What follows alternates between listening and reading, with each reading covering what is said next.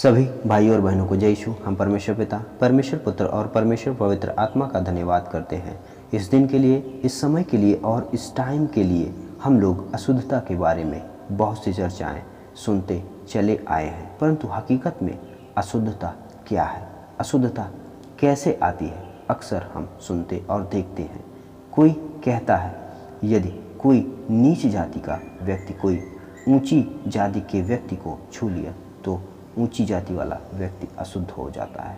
किसी पवित्र स्थान पर नीच जाति का व्यक्ति चला गया तो वह स्थान अशुद्ध हो जाता है। तो क्या ये सब बातें सत्य हैं?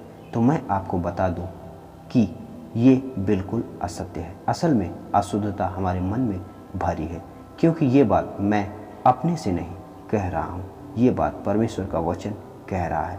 हम देखेंगे मरकुस अध्याय 7 उसके 21 पद से 23 पद तक। क्योंकि भीतर से अर्थात मनुष्य के मन से बुरी बुरी चिंता, व्यभिचार, चोरी, हत्या, पर स्त्री गमन, लोभ, दुष्टता, छल, लुचपन, कुदृष्टि, निंदा, अभिमान और मूर्खता निकलती है।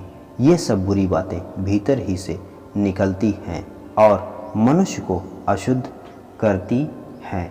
इस वचन के द्वारा ये स्पष्ट हो गया कि अशुद्धता कहाँ से आती है। यदि हम किसी व्यक्ति के बारे में कुछ सोचते हैं या फिर उसे कुछ कहते हैं, जैसे किसी को हमने गाली के बदले गाली दे दिया, ईर्ष्या उत्पन्न हुई, व्यभिचार उत्पन्न हुआ, चोरी, निंदा, इसी प्रकार बहुत सी बुराइयां हैं जो हमारे मन के द्वारा उत्पन्न होती हैं और हम चाहे ऊंची जाति के हों या फिर नीच, हर एक को अशुद्ध करती है। हम में से हर एक व्यक्ति को इस बात को स्वीकार करना पड़ेगा। यदि हम अपने इस अशुद्धता को स्वीकार करते हैं और परमेश्वर से इस अशुद्धता की माफ़ी मांगते हैं तो परमेश्वर हर एक व्यक्ति को शुद्ध करने में विश्वास योग्य और धर्मी है। यदि हम शुद्ध होना चाहते हैं तो अपने मनों को जांचें कि हमारे मन में क्या है, और हमारे लिए भला यही होगा कि हम अपने अंदर के छुपे अशुद्धता को बाहर निकालें।